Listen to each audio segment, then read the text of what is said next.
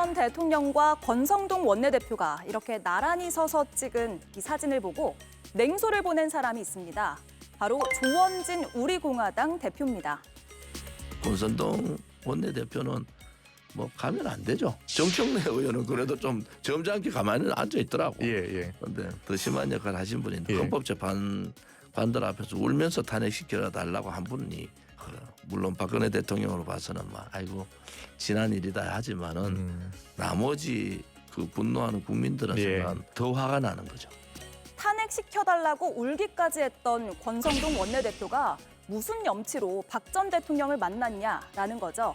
권성동 원내대표 2017년 국회에서 법사위원장이었고요. 그러다 보니 탄핵소추위원장을 맡기도 했었습니다. 최종 변론에서 말을 하다가 목이 메었던 이 장면이 화제가 된 것도 맞습니다. 함께 보시죠. 우리 국민은 개인의 아디보다는 공동체를 앞세웠고 자유와 정의 수호의 대의를 위해 자신을 희생해 왔습니다. 이처럼 고귀한 분투와 희생 위에 세워진 대한민국의 가치와 질서가 피천국인가 주변의 비센실세라는 사람들에 의해 도전받고 있습니다. 예, 탄핵소추위원장으로 울먹이면서 탄핵을 시켜달라고 헌재에 호소하는 모습이었고요. 그리고 8년 뒤인 지금 웃으면서 박근혜 전 대통령을 만났고 죄송하다라는 사과를 했다고 합니다. 권성동 원내대표의 자기 부정입니까? 아니면 정치적인 화해여서 가능한 정치 행위입니까?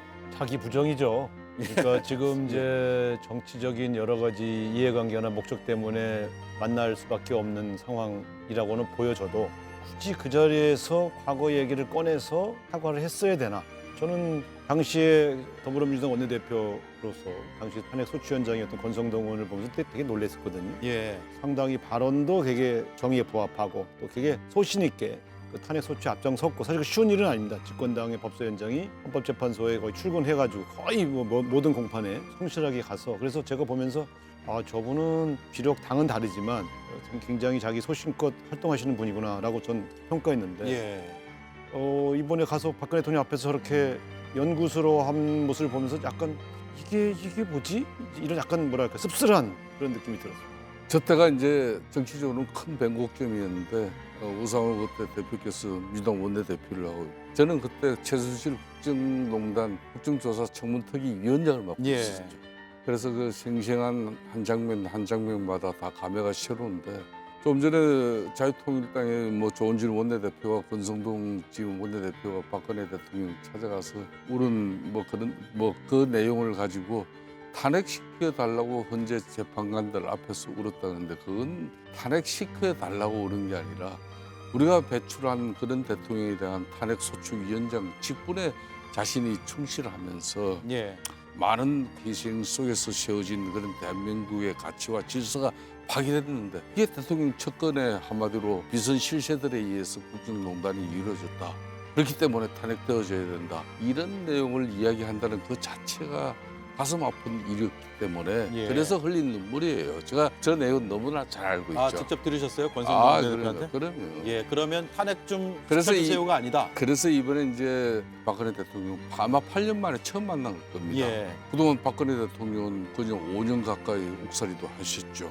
그리고 그때 국회 탄핵소추위원장으로서 같은 당에서 배출한 대통령에 대한 그런 도리를 이번에라도 이제 그래도 인간적인 미안함을 한마디로 토로한 거지 뭐 저걸 가지고 본인이 뭐 어떤 정치적 이해 득실을 가지고 뭐 관계 회복을 위한 뭐 그런 건 아니에요. 그럼 탄핵 소추에 대한 사과는 아니었다. 탄핵 소추에 대한 사과라기보다는 인간적인 그런 미안함이죠. 인간적으로 그렇게 대척점에 있을 수밖에 없었던 그 상황 자체에 대한 죄송함이라는 그러니까 거예요? 국회 탄핵 소추위원장 국회에서 여야 간에 그때는 합의에 의해서 예. 탄핵 소추가 이루어졌지 않습니까? 예. 거기에 대한 탄핵 소추위원장으로서 그 직무에 대한 충실을 하기 위한 그 직분 그걸 이해해달라 그런 측면에서 인간적인 미안함을 토로한 거죠. 어쩐지 이런 거 인간적으로 미안할 수 있어요. 예. 같은 당을 했던 분 입장에서는 되게 가혹한 역할을 맡은 거죠. 그럼 그런데 지금 저 자리가 어떤 자리입니까? 집권당의 지도부가 전직 대통령을 예방한 자리잖아요. 공적인 자리고 저기서 한 내용들은 바깥으로 브리핑 된단 말이죠. 그러면 그 인간적 미안함은 그렇게 공적인 자리가 아닌 따로 서서 아유 그때 제가 죄송했습니다 이렇게 얘기할 수는 있어요. 아니면 따로 만나거나. 그렇죠. 아니 예. 뭐 그 장소에서도 비공식적으로 따로 만나서 접촉하는 자리에서는 얘기할 수 있죠. 근데 예. 앉은 자리에서 이야기하고 그 브리핑될 수밖에 없는 그런 제목에서 얘기했다는 것은 공인으로서 좀 잘못했다고 봐요. 왜냐하면 그러면 그때가 잘못한 건가 이번에 잘못한 건가. 일반 국민들은 그런 관계의 문제를 떠나서 역사적인 행위, 정치적 사건에 대한 평가에 관한 문제로 보이기 때문에 저는 조금 신중했어야 된다고 생각합니다. 예.